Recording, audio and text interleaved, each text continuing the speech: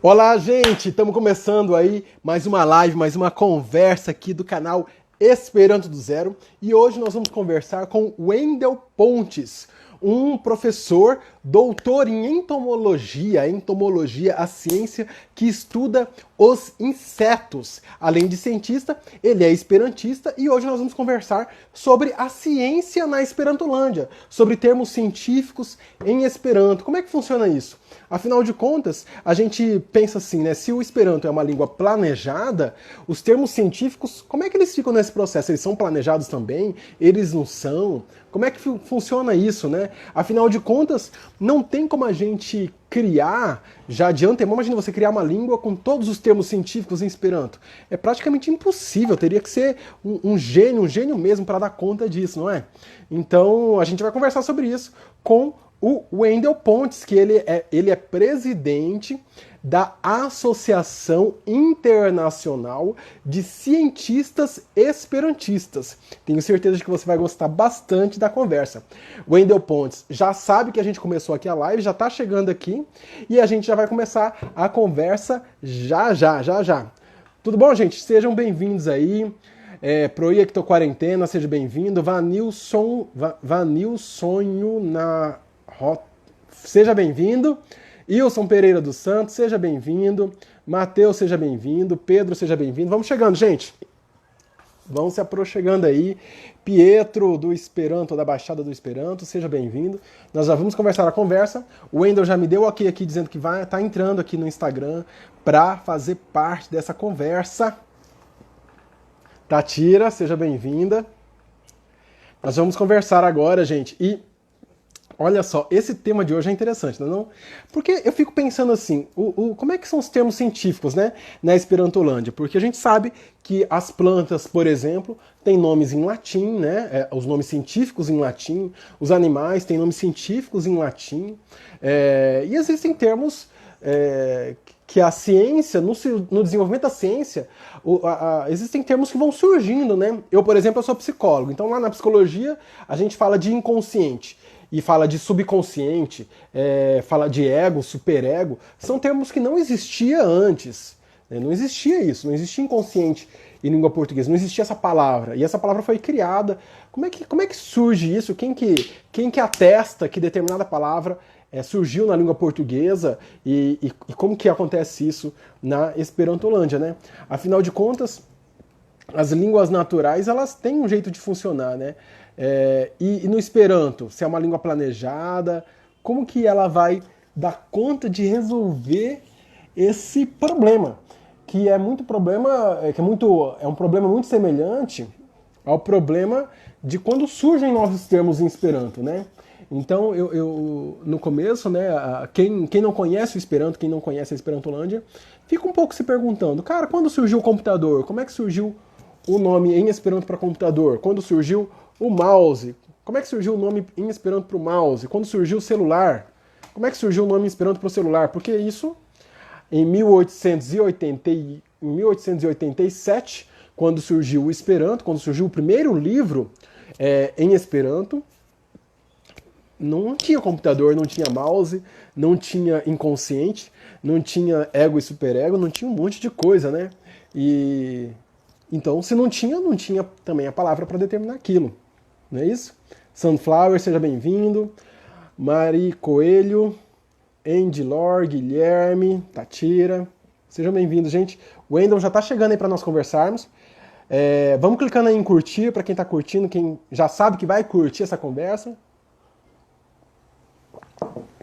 Clica também nesse aviãozinho, tá vendo o aviãozinho bem aqui, ó? Esse avião de papel. Você clica nesse avião de papel para você poder compartilhar com a galera que você sabe que vai gostar dessa nossa conversa. E clica no coraçãozinho que tem bem aqui para mostrar para o Instagram que você tá curtindo essa conversa, que você vai curtir essa conversa.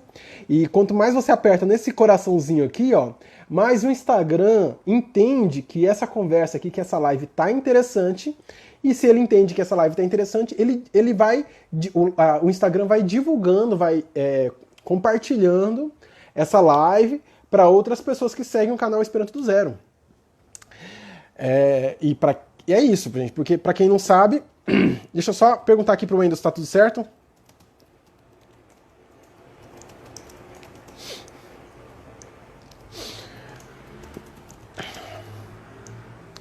O, o que acontece?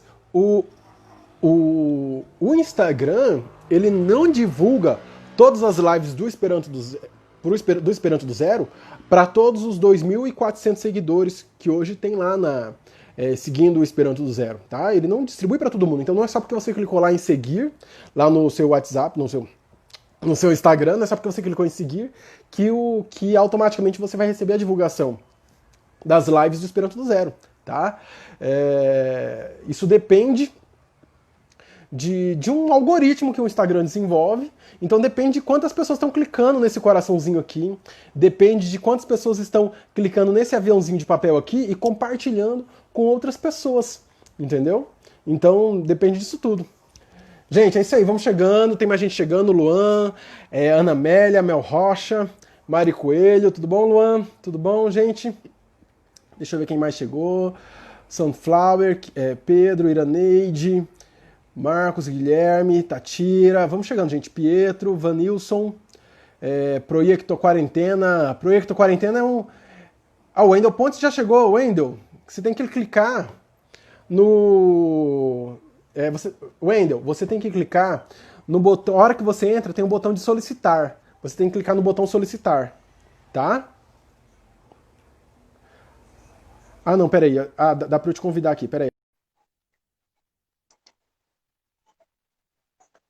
Gente, o Wendel já está assistindo a gente, já vai participar aqui.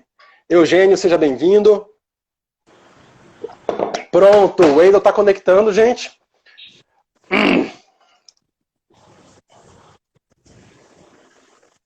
Tá me Então, vou ouvindo? falar para quem... Tô te ouvindo, Wendel.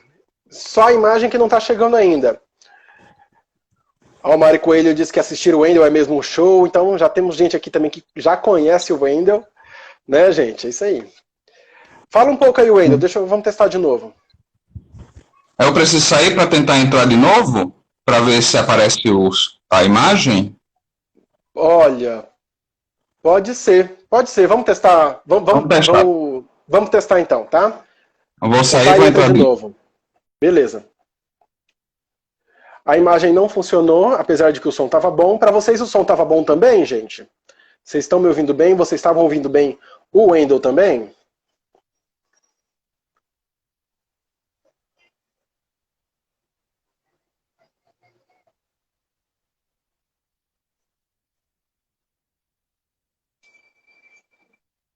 Vamos lá, convidando o Wendel para entrar de novo. Ó, o Wendel tá cheio de fãs, hein? Mário Coelho, quem mais? Gabriel, Capuluck, um monte de gente aí adorando essa live com o Wendel. Gente, então, antes de passar a palavra para o Wendel, vamos só retomar aqui para quem chegou depois. O Wendel é doutor em entomologia, para quem não conhece, entomologia é a ciência que estuda os insetos.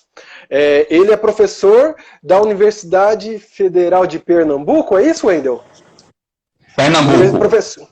Universidade Federal de Pernambuco, tem lá um laboratório onde ele dá aula lá, e tem a ciência como sendo aí um tema da vida dele, um tema aí que ele se dedica, e tem inclusive esse livro recém-publicado que procura divulgar a ciência para a população de modo geral. Se eu entendi bem, né, Wendel? É um livro sobre a ciência para não cientistas, para a galera leiga, que não está na universidade, que às vezes está até no ensino médio. Então, para essa galera entender um pouco de ciência, de metodologia científica, de como que funciona o pensamento científico, né?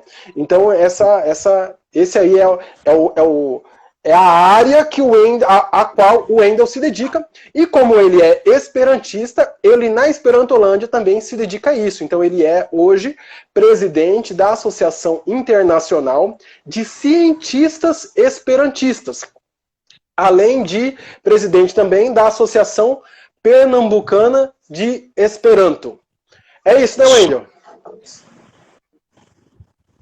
Então, Wendel, primeiro, muito obrigado, muita gratidão mesmo por estar participando aqui do canal Esperanto do Zero. Você vê que você entrou aí, já alguns fãs teus já vieram se manifestar aí nos nossos comentários também para dizer que adoram ouvir você falar. Então tenho certeza de que a galera vai gostar demais dessa nossa conversa aqui, até porque esse nosso tema é um tema muito interessante, né? A galera não tem muita clareza de como é que funcionam os termos científicos em Esperanto, como é que funciona a própria criação de palavras novas, né, em Esperanto, e isso é algo que não só para os não esperantistas é uma dúvida, mas até para os próprios esperantistas, né? Muita gente que fala Esperanto, mas não mexe com ciência, não é cientista, não está nesse campo, e que também tem dúvidas, né? Não sabe muito bem como é que funciona isso, né? E tem um modo como funciona, né? Assim como na língua portuguesa, na língua inglesa, tem aí um mecanismo, digamos assim, um modo como essas coisas vão surgindo e vão se disseminando, né? Então tem tudo isso. Mas antes de entrar nesse assunto, Wendel, eu quero, assim, para a galera poder te conhecer mais também. Conta pra gente um pouco como que você entrou no Esperanto, na Esperantolândia. Como que você... A primeira vez que você ouviu falar do Esperanto, como que você aprendeu o Esperanto, como é que foi esse início para você?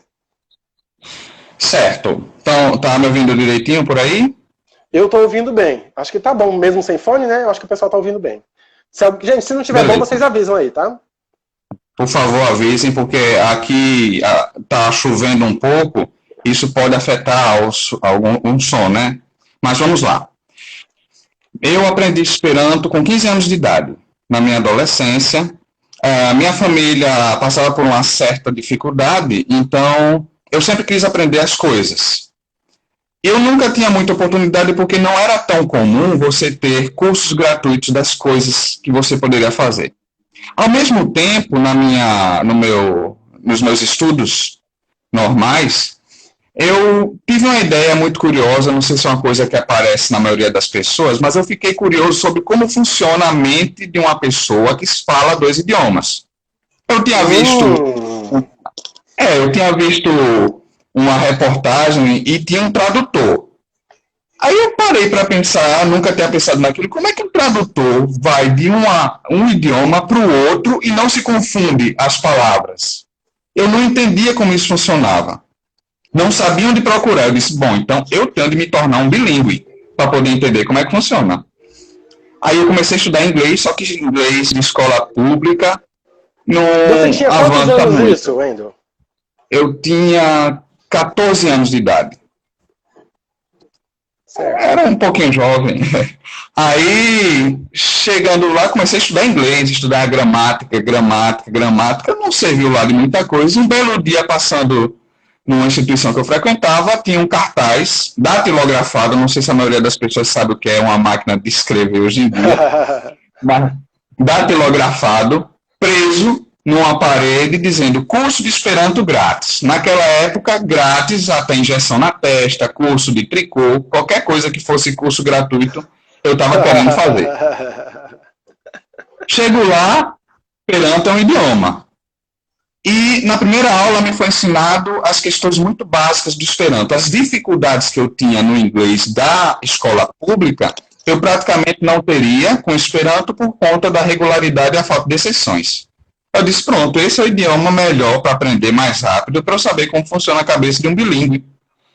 E foi aí que eu entrei. Quando eu entrei, comecei a aprender. Não fui um aluno muito bom, devo reconhecer. Não é um aluno muito bom do Esperanto, eu meio que empurrava com a barriga. Mas mesmo empurrando com a barriga, eu aprendi e fiquei surpreso por ter aprendido. Aí fui fazendo amizades, fui estudando, fui lendo, assinando revistas, fazendo correspondência com pessoas. Quais revistas que você assinou assim no início para começar a treinar Esperanto? Bem, no início eu pegava revistas emprestadas de colegas, certo. Revistas mais antigas que esperantistas mais experientes tinham e estavam se desfazendo. Eu pegava, levava para casa, rabiscava tudo para tentar entender, aprender. Quando eu comecei a assinar uma revista mesmo, a primeira revista que eu assinei foi a revista em Esperanto chamada Contacto. Contacto, legal. E foi uma experiência impressionante. Porque na época que eu estava estudando, ocorreu um evento na Europa, eu não sei se as pessoas se lembram, mas foi a Guerra dos Balcãs, que eram os sérvios e os albaneses. Então estava tendo uma comoção enorme lá, lideranças sérvias e albanesas se digladiando, e eu tinha uma fonte formal de informação, que era a televisão, e uma fonte informal, que eram as pessoas na Albânia e na Sérvia que estavam escrevendo para a revista Contacto. Então eu tive duas visões diferentes. Eu tive a visão que era enviada pela televisão para todas as pessoas e as cartas das pessoas que estavam lá, passando pelos problemas. E foi uma coisa que me mexeu muito, porque uma das publicações, um desses artigos era de um rapaz dizendo que ele morava na cidade que estava sendo bombardeada e toda noite às 6 horas ele e a família ficavam na cozinha, só na cozinha, porque a cozinha era o único local que tinha uma área de proteção, que era a mesa, porque se houvesse um bombardeio eles iriam para debaixo da mesa. Nossa. E ele publicou esse assunto lá e foi a primeira vez que eu pude entender a beleza de você falar um idioma e se aproximar de forma mais íntima do problema de outra pessoa, que é uma coisa que você não via na época somente pela televisão, somente pelo âncora das redes públicas de televisão. Então, eu enxergava diferente. Eu percebi que eu enxergava diferente justamente porque eu tinha acesso à língua das pessoas que estavam lá, sendo atacadas, precisando fugir, problemas humanitários que a gente não tem noção, não tinha noção na época, só vendo os canais de televisão. Isso me mostrou duas coisas. O Esperanto lhe dá um acesso muito grande a coisas que a maioria das vezes a gente não tem pelas vias mais comuns, e aumentou o meu sentimento de solidariedade para grupos aos quais eu não tinha nenhuma aproximação. Interessantíssimo isso que você está falando, Wendel, porque isso é algo que o Zamenhof com certeza já pensava, né, quando ele, que foi o que fez ele criar o Esperanto, né, fez ele criar uma língua em que as pessoas pudessem conversar, e pudessem conversar, e não só conversar, pudessem criar empatia umas pelas outras, né? Você conseguir ouvir uma história, ler uma história de uma pessoa de um outro país, milhares de quilômetros de distância de você, e de repente você percebe que ele é uma pessoa, um ser humano como você, com necessidades como você, e você consegue se colocar no lugar daquela pessoa, e até sofrer e gozar das alegrias de outra pessoa também. Então você se compadece, né? Você com certeza, as notícias que você acompanhou pela televisão da guerra entre os sérvios e os albaneses, com certeza para você assistir uma notícia sobre isso era totalmente diferente de um não esperantista que não teve acesso a isso. Sim, com certeza. Só se tinha informação dos correspondentes. Sim. E isso me chamou a atenção para outras questões. Aí eu fui lendo, estudando e percebendo. Para quais questões te despertou, por exemplo, quais questões outras que essa experiência te despertou?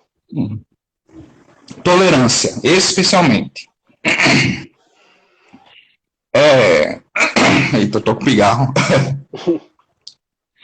A questão de você perceber que problemas que para você são muito distantes, para outras pessoas são muito importantes. Uma situação interessante que eu passei foi o seguinte. Eu era jovem, então eu precisava entrar em contato com outros esperantistas. Eu precisava entrar em contato com esperantistas de fora do país. Não adianta falar esperanto só com quem é brasileiro.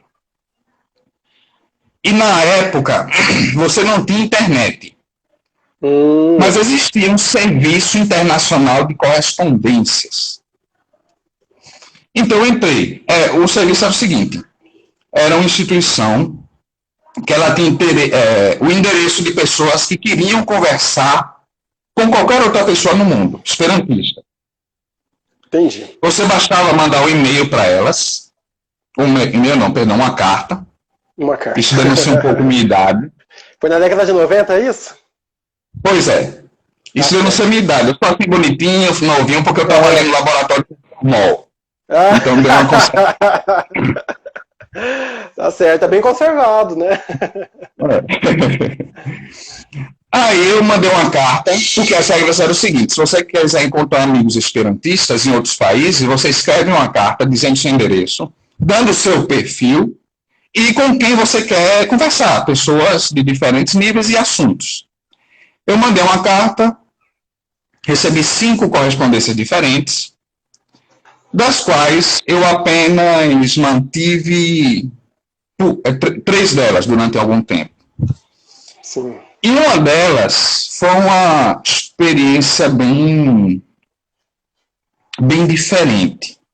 Era um senhor idoso, doente, que disse que praticamente não tinha esperança de mais nada.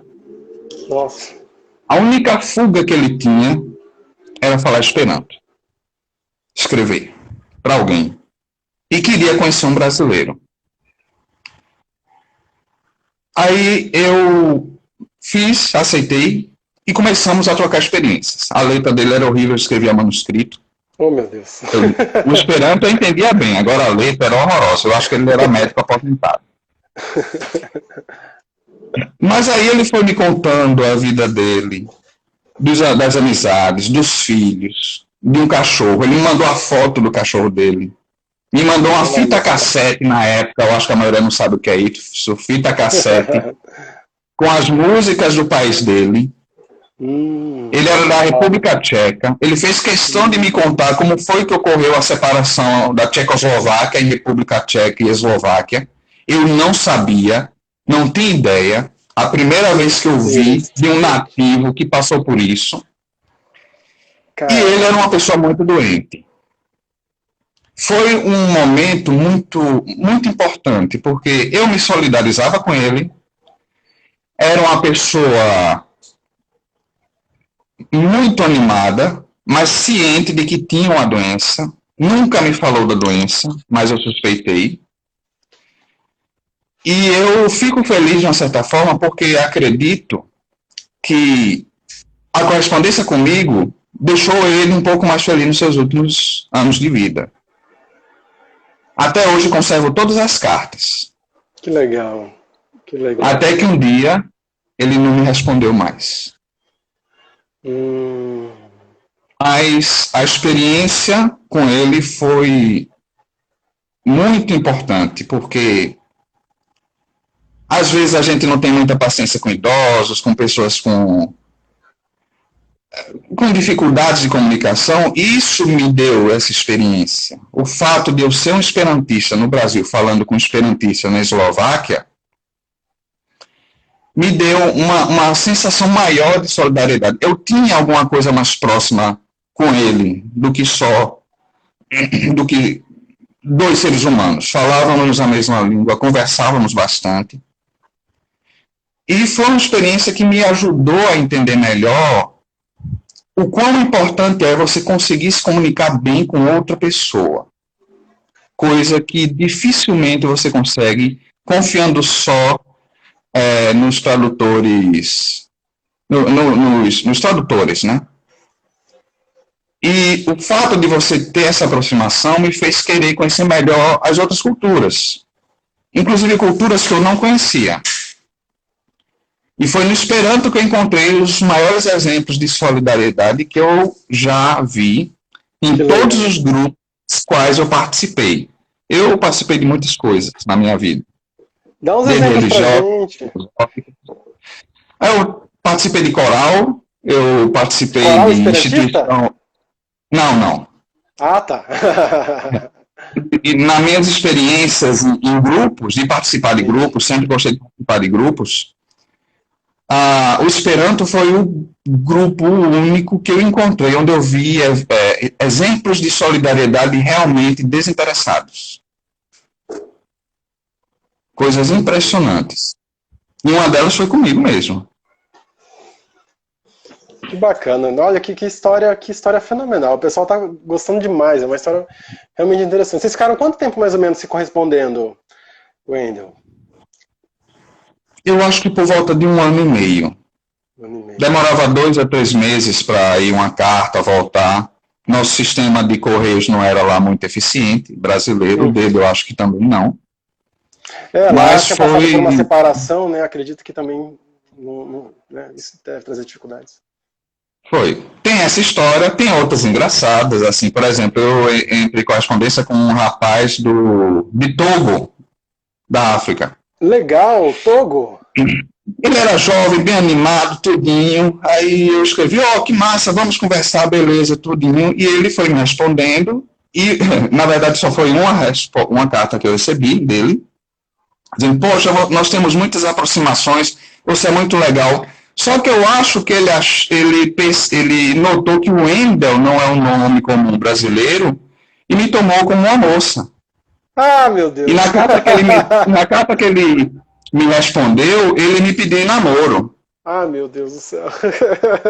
Eu respondi, olha, você também é um cara legal, acredito que deve ser boa pinta, só que eu sou homem, eu acho que não deu para perceber na minha carta, e eu declino do convite, tentei ser o mais gentil possível. Educadamente, né? Declino do convite, isso. Mas eu também quero participar bastante, vamos conversar, vamos continuar trocando ideias, massa. Aí nunca mais recebi resposta. Oh, meu Deus do céu, isso é um problema, né? Que pena, que pena. Mas é isso, ele talvez estivesse correspondendo com outras e talvez tenha dado certo com alguma outra pessoa, não? Eu recebi uma carta uma vez de uma menina da Rússia. Eu digo, nossa, agora eu estou me correspondendo com a menina da Rússia. Era quase uma adolescente. Ela me mandou uma foto. Namoro, né? Nossa, foi minha esperança. Ela me mandou uma carta muito bonitinha com a foto dela. Nossa, eu me apaixonei. Eu disse, nossa, vou ter uma namorada russa, será? Mas aí, um pouquinho depois, ela disse que estava se mudando para Moscou para estudar medicina e nunca mais teve contato. Ah, sim. Olha só. Legal, mas experiências bacanas, né? Mesmo que como essa, assim, que tenha durado pouco tempo, só de você estar podendo conversar um pouco, já com uma pessoa de outro país, com outras experiências, outro mundo, é uma experiência muito rica, né? Cara, é muito diferente, é muito interessante. Minha primeira experiência, digamos, internacional assim foi aqui no Brasil. Foi no Congresso Universal de Esperanto, que teve no ano de 2002, em Fortaleza. Aí foi um exemplo também que eu... Olha o Querino comentando, né? Que tem o Querino Neto, que é o presidente da Organização Brasileira de Jovens Esperantistas, comentou. Tenho medo disso por ser querino. Porque em Esperanto, né, gente, para quem não fala Esperanto, essa terminação ino é a terminação do feminino no Esperanto. Então, você fala, por exemplo, vaca em Esperanto é bovino, boi é bovo. Então, esse ino no final é do feminino. Então, virino é mulher, viro é homem, e aí querino, realmente, esse hino pode confundir um pouco para quem é esperantista, né, querido? Verdade. Mas desculpa interrompi você, fala. Continua aí, você está falando de Fortaleza? Não, foi em Fortaleza, 2002. Eu sabia do congresso, né, então comecei a fazer um pé de meia para viajar, aproveitar que era no Brasil, um congresso universal. Mas eu estava numa situação muito difícil, a família toda, pouquíssimo dinheiro, e no final não consegui juntar. Isso foi você está falando do Congresso Universal de 2002. De Esperanto em Fortaleza, 2002. Eu disse, vou perder a chance da minha vida. O primeiro Congresso Universal de Esperanto no Brasil, desde não sei quando, e eu não vou conseguir. Aí um outro exemplo. Meus amigos esperantistas se reuniram para me dar parte do dinheiro para que eu pudesse participar, o que estava só faltando para eu conseguir as passagens. Nossa. Pois é, nunca tinha acontecido uma coisa parecida comigo em nenhum momento. Eles fizeram questão de fazer isso. Tu conseguiu juntar quanto? Tanto. A gente vai complementar. Que legal, hein? E aí complementaram, foi a primeira grande experiência. Eu nunca tinha visto tantas pessoas de tantos países diferentes no mesmo local, gastando com serviço de tradução a quantia de R$0. Nunca. Você não encontra. E todo mundo se entendendo bem. Todo mundo se entendendo bem. Você chega a primeira vez que você fala realmente com um estrangeiro, você entende ele. Ele entende você. Ele faz piada. Você ri porque entendeu a piada dele. É impressionante. Você faz um comentário e ele ri também porque ele entendeu sua piada. Isso é muito diferente, muito diferente. E eu não precisei fazer intercâmbio internacional para ter experiência no idioma. Eu tinha revistas, livros e, eventualmente, uma dúvida com um colega aqui e eu estou ali. Só. E eu falava, eu pude perceber conscientemente que eu tinha fluência. Porque eu falava igualmente bem com um japonês, fenomenal, um árabe, um coreano, um norte-americano, um indiano, não tinha problema. Eu não chegava com o cara, e dizer, rapaz, será que ele vai me entender? Não, eu sabia que ele ia me entender. Foi uma semana impressionante. Para mim foi uma semana divisora de águas com o meu entendimento. E especial quando eu comecei a conversar com pessoas sobre assuntos que realmente eu não sabia. Eu não tinha noção do que acontecia na Alemanha Oriental. Depois a Alemanha Oriental, que era comunista, em 1989 caiu o Muro de Berlim, e lá eu encontrei um esperantista que era da Alemanha Oriental. A gente passou 3 horas conversando, descobri que ele estava no mesmo hotel que eu, 3 horas conversando só sobre a Alemanha Oriental, ele me falando tudo em primeira mão. Nossa, foi uma experiência impressionante, impressionante. E era tudo muito diferente do que eu tinha acesso na rádio, na televisão, nos jornais, nos livros aqui que eu encontrava no Brasil. Ele como cidadão. E é outra coisa, né? Você acesso direto à pessoa que viveu lá, né? Esse exemplo que você está dando ali da Alemanha Oriental, do processo da queda do Muro de Berlim, e você podendo interagir, quer dizer, aquilo que você não entendeu direito, você pergunta, você tira dúvidas, porque pela televisão não tem essa interação, e as dúvidas nossas são dúvidas muito específicas, uns detalhes assim que interessam a mim, e não necessariamente interessa ao público de uma televisão, então o jornalista não vai informar esse tipo de coisa, né? De repente você quer saber uma coisa simples, né? Uma coisa simples de, sei lá, tem leite condensado na Alemanha Oriental ou só na Alemanha Ocidental? Entende? Umas coisas assim que parece bobo, mas que às vezes é o que você quer saber, entende? Exatamente. É o teu desejo, a tua demanda. E aí você tem ali a pessoa na tua frente para poder te passar aquilo com uma informação pessoal. É isso, te cria uma sensação de intimidade, de pertencer a uma comunidade, quase como se ele fosse um vizinho distante teu, né? Isso. Eu até hoje tenho uma mãe alemã, Inga.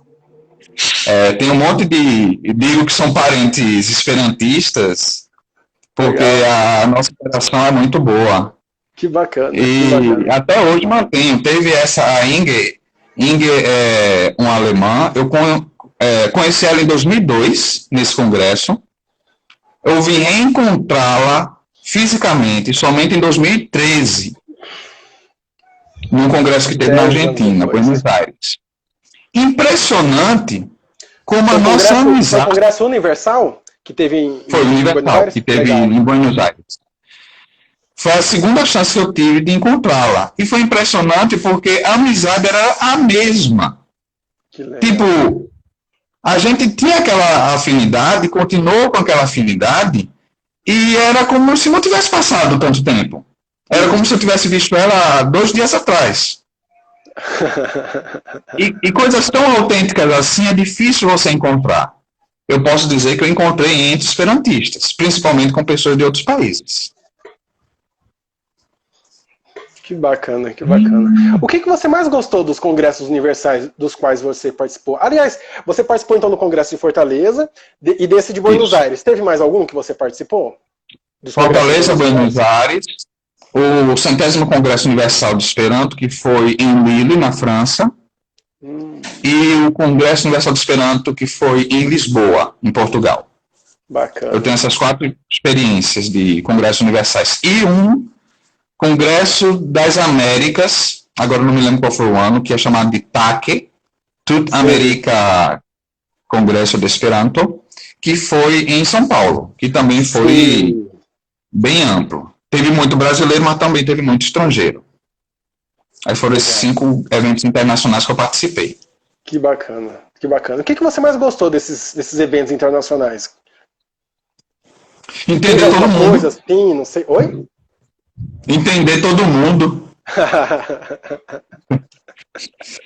Eu devo reconhecer que é muito legal você estar num canto e entender o que está todo mundo falando, mesmo sabendo que todo mundo é de um local diferente.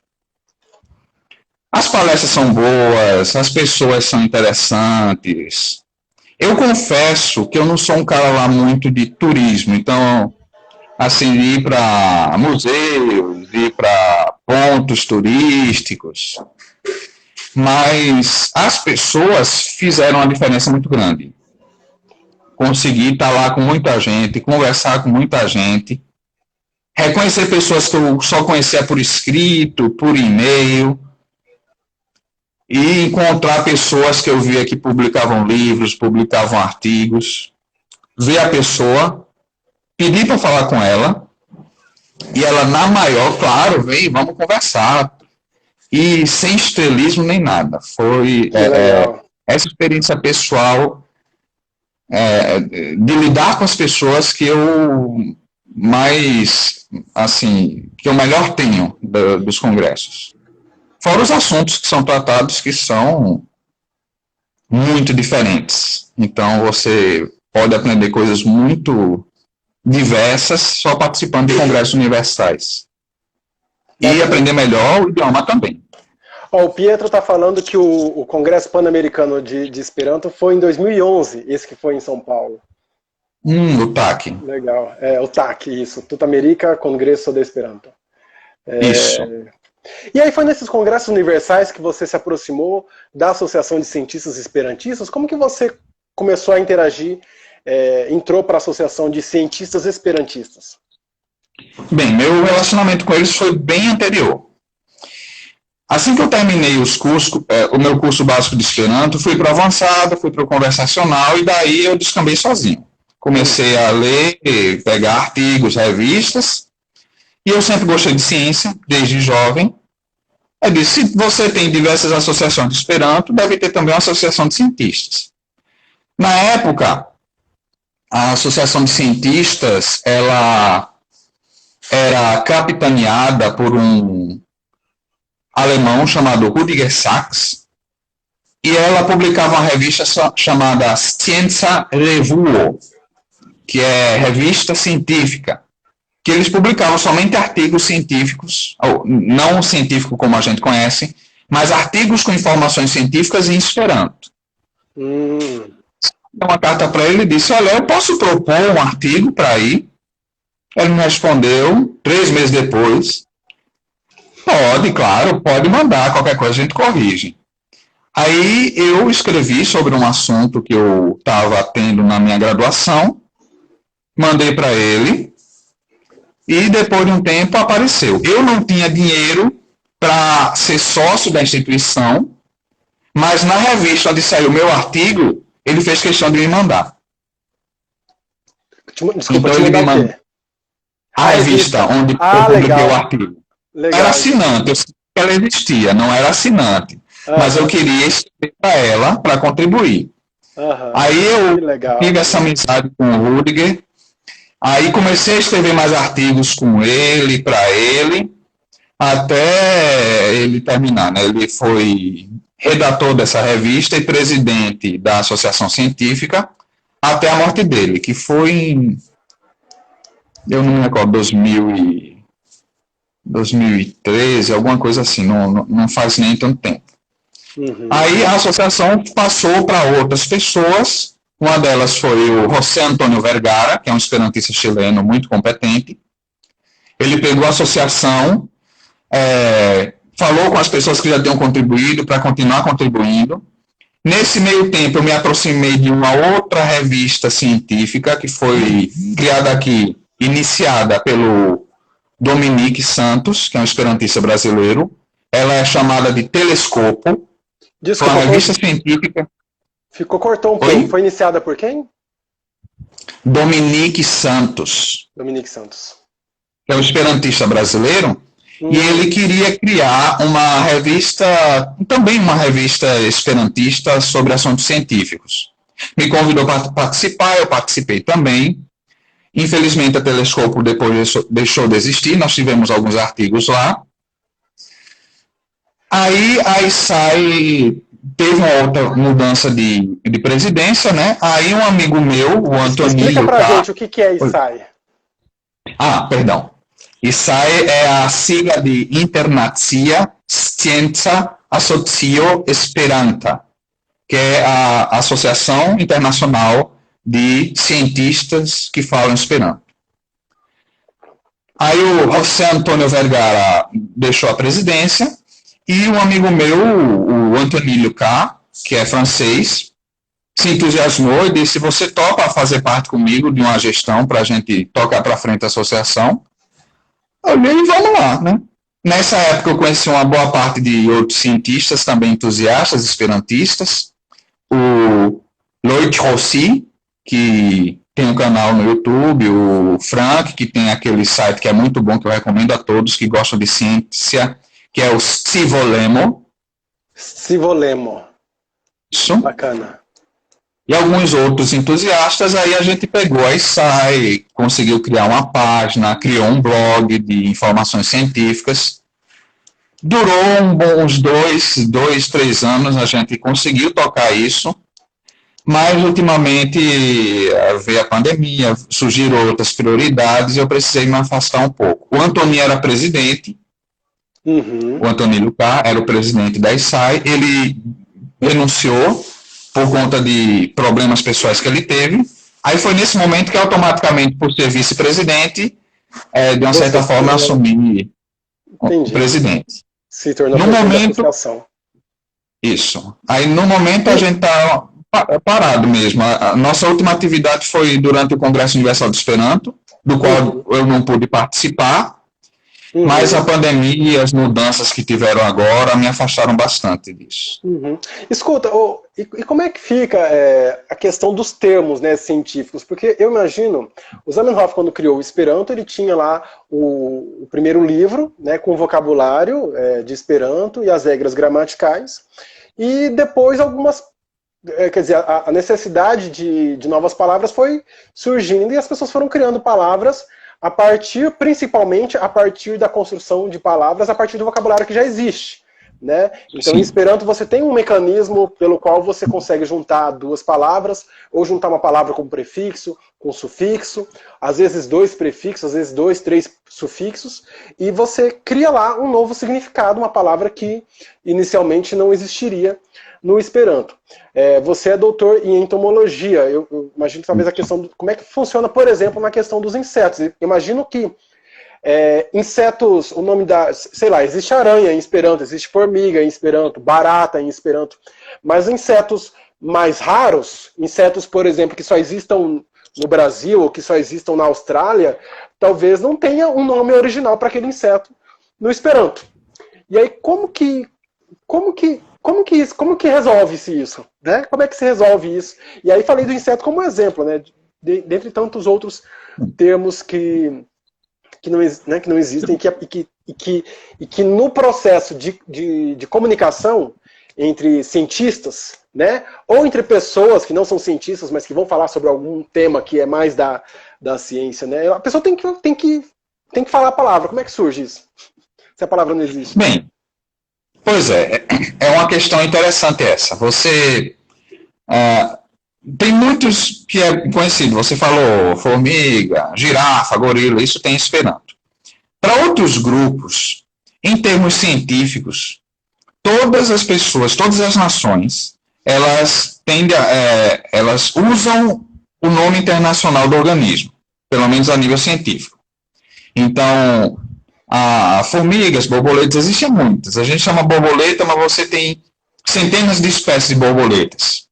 Essas centenas de espécies de borboletas, para a gente, só tem um nome: borboleta.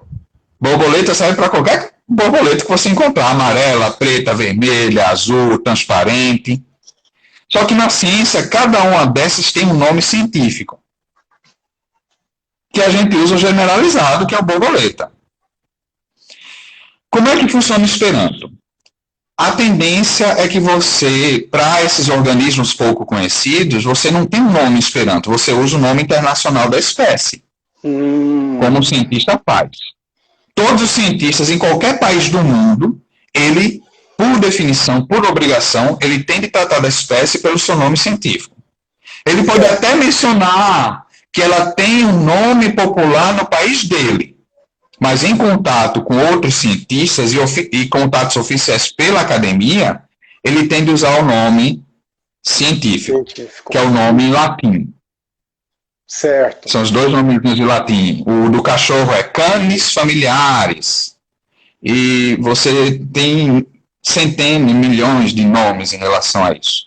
Então, o esperantista, cientista, ele aborda o assunto também tratando com o nome científico.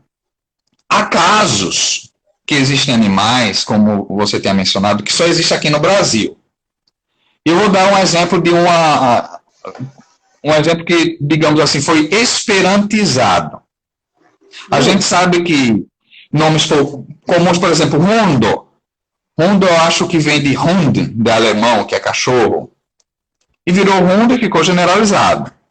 Gorilo, girafo. Mas há casos que alguns autores, algumas pessoas usam o nome científico, parte do nome científico, e esperantizam. A esperantiza o nome científico. Não esperantiza, Isso. por exemplo, o nome em língua portuguesa. Pode acontecer os dois, vai depender da ideia que o cara tem. Não existe uma regra para isso. Certo. É comum que as pessoas que façam essas propostas publiquem um livro, publiquem uma revista, nomes de animais da Inglaterra. Ela lança. Então aquilo já está registrado, você aprende, você vê, você pode propor outro. Então acontece meio que quem chegou primeiro e deu os nomes. Um exemplo típico é de um animal que basicamente só tem no Brasil, que o nome, parte do nome científico dele é Mimercophagos. Nossa. O cara pegou esse nome e chamou de Mimercofago. O nome esperando. Aí, só explica um pouquinho, desculpa, Wendel, para quem não é esperantista, né? O que significa esperantizar e como geralmente isso acontece em Esperanto? Certo. Esperantizar, nesses casos, é você pegar uma palavra de um idioma e ajustá-la para as regras do Esperanto. Por exemplo, esse que eu falei, terminação em OS é um tempo verbal. Aí o cara, para transformar num substantivo, que é o nome, pega o mesmo radical e acrescenta o O, que é o substantivo. Aí ficou mimercofago. Mimercofagos, em latim, quer dizer aquele que come cupins. Esse bicho é o tamanduá. Então, agora eu entendi quem que é o tamanduá, beleza. O tamanduá só tem no Brasil, então? Eu não sabia disso. Basicamente só tem por aqui, você não tem outros equivalentes. Tamanduá, eu acho que talvez não só do Brasil, mas América do Sul, restrito à América do Sul. Certo. Como animais como tamanduá, tatu, preguiça, são basicamente da América do Sul, certo, das Américas, né? Aí acontece assim, algumas pessoas pegam parte do nome científico e jogam para o Esperanto, tentam esperantizar. Mas, via de regra, em meios científicos, você usa o nome oficial internacional de cada uma das espécies. E certo, todas as espécies conhecidas possuem um nome científico. E quando são descobertas, esse nome científico é aplicado a elas. Certo. Então, sim, fora do Esperanto, né, considerando a ciência dos não esperantistas, sei lá, um pesquisador descobre uma nova espécie de um animal. E essa nova espécie de animal não tem um nome. Não tem um nome porque foi descoberta agora, né? Acredito que isso deve acontecer. não tem um nome, se não tem um nome, não tem um nome, inclusive em latim. Ele vai pegar uma palavra do latim que exista e que de alguma forma caracterize aquilo, e aí ele cria, esse pesquisador que descobriu isso, ele vai criar um nome em latim e vai dar um nome para aquilo, é isso. Isso, e aí, a partir exatamente. daquele momento, a comunidade internacional tem acesso àquele nome e pronto, virou, está batizado. Isso. É a regra de quem chegou, batizou. Chegou primeiro, batizou. Quem chegou, batizou. Tá certo. Bacana.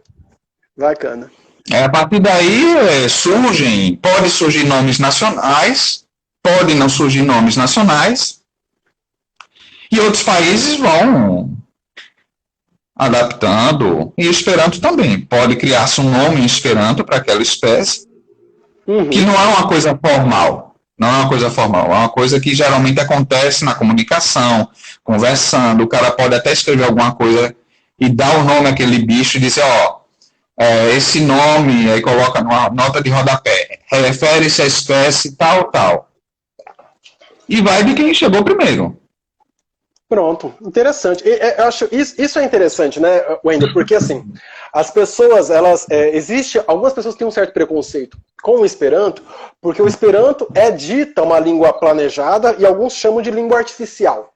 Então as pessoas pensam o seguinte: se é uma língua planejada, se é uma língua artificial, e aí de repente se descobre que o tamanduá que não tem nome para o tamanduá em Esperanto. Elas imaginam o seguinte: quem criou o Esperanto foi o Zamenhof, então o Zamenhof vai ter que criar um nome para o tamanduá. Só que o Zamenhof já não existe mais há muitos anos. Ele criou o Esperanto lá em 1887, então ele faleceu e não dá para pedir para ele dar um nome. Então outra pessoa vai ter que dar um nome.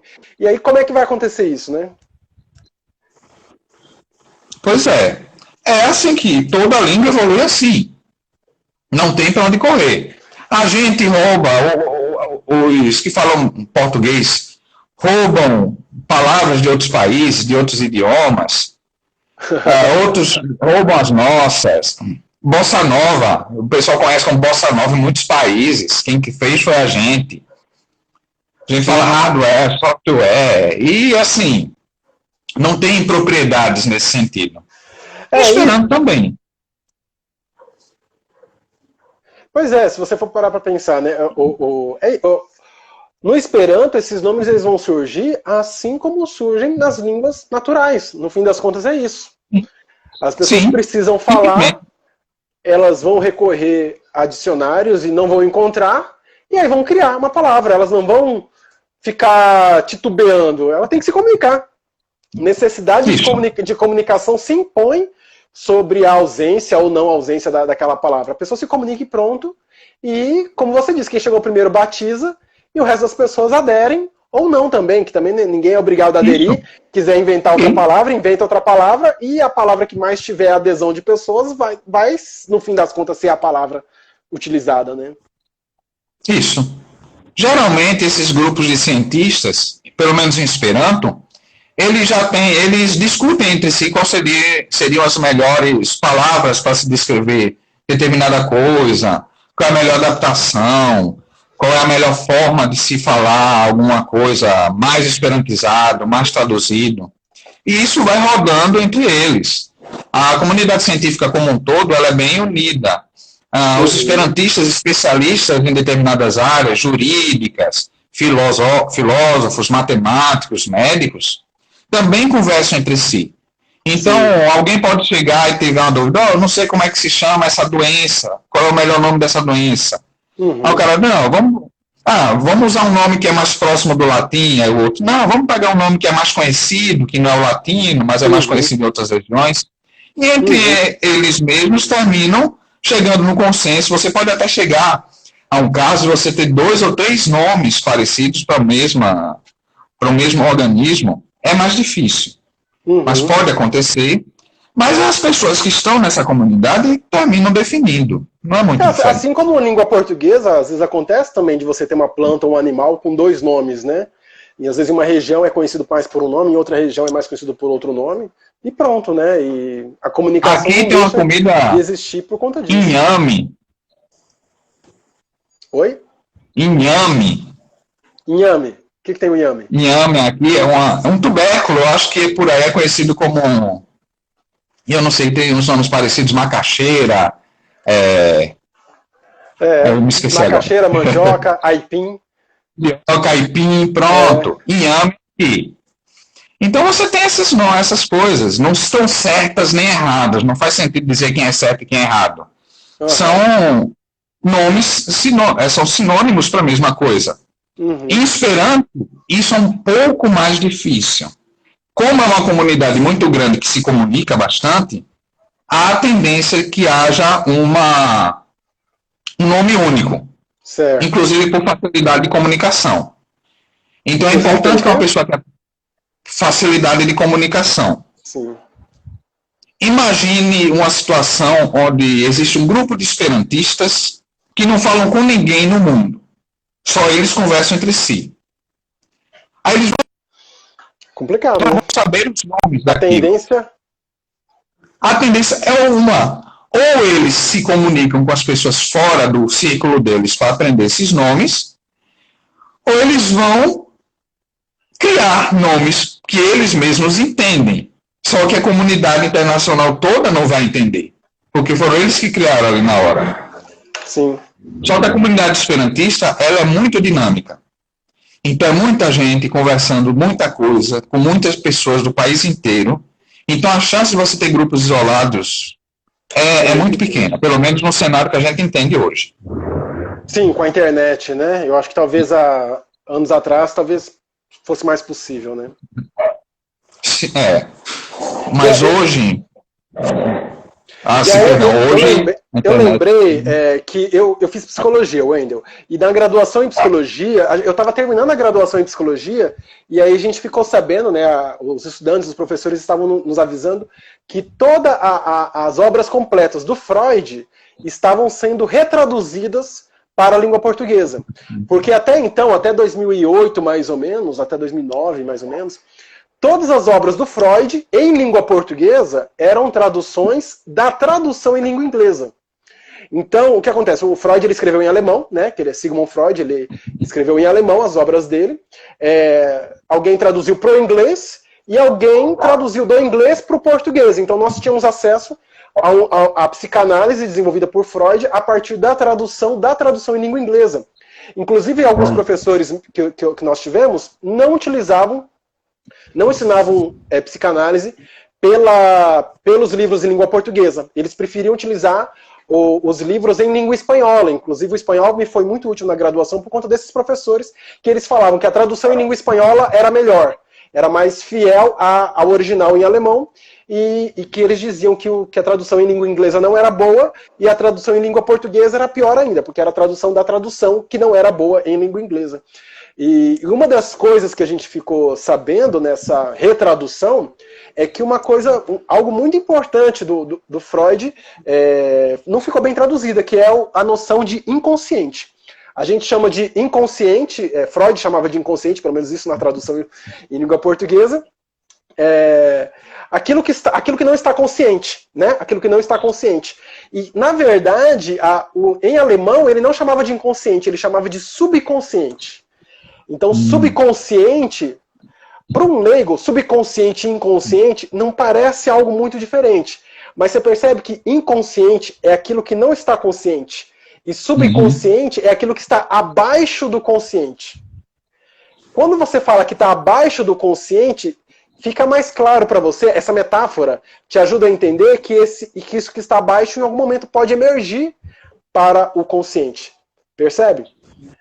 Então essa pequena alteração na tradução da língua inglesa e que acabou levando esse erro, né, para a língua portuguesa, acabou criando um conceito que é diferente. Ele é um conceito que ele é parecido, sim, mas ele é diferente. E esse é só um exemplo, dentre outros pedaços do texto lá do Freud, que no processo de tradução acabou criando uma psicanálise um pouquinho diferente no Brasil do que é a original, né? É uma coisa que a gente vê, e eu também tenho exemplos parecidos da minha área, e traduções em esperanto. Opa! Wendel, desculpa, a gente tem mais 15 segundos. Eu quero só aproveitar esses 15 segundos, então, Tá bom. para agradecer você, tá bom? Muito obrigado por compartilhar esses conhecimentos e compartilhar aqui com a gente essa noção que a gente tem agora sobre ciência na Esperantolândia. Beleza, eu é que agradeço.